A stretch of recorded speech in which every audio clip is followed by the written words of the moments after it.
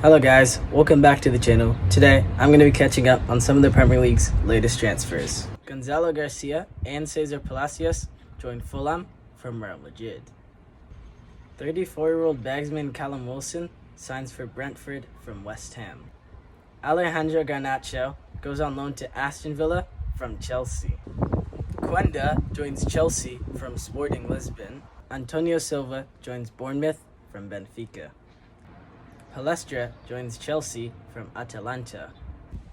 Luka Vuskovic joins Brighton from Spurs.